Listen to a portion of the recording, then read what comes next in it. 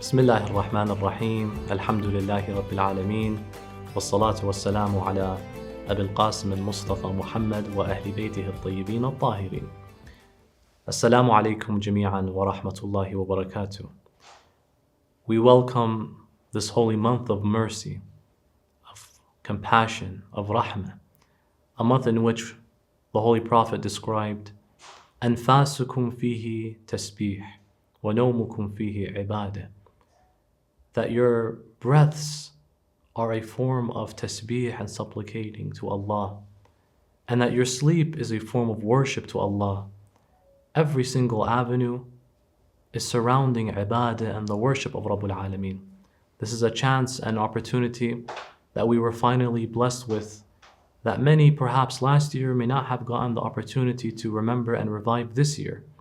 Let us take full advantage of this month of opportunity by rejuvenating our souls through the fast.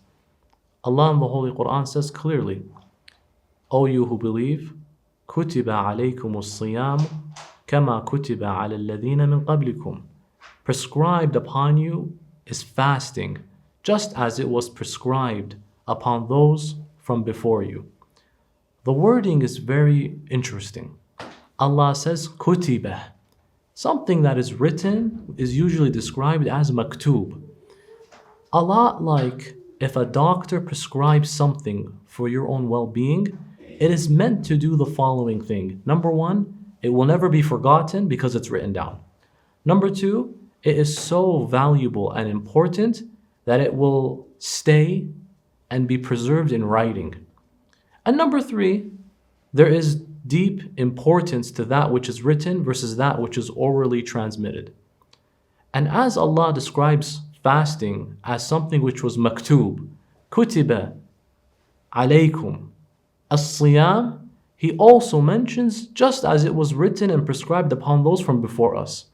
So what is it exactly that fasting is supposed to address, given the fact that it's that important, such that God describes it as being written down?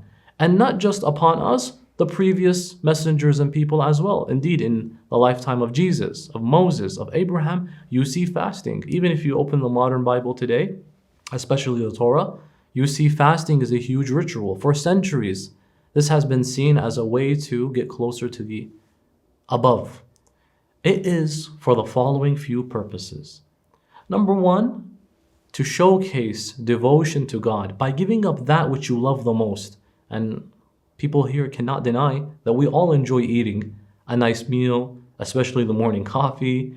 These things are hard to give up, but if you give them up, it is to showcase, I admire my Lord so much for giving me all of this, I can deprive myself of them for His sake. I will do so.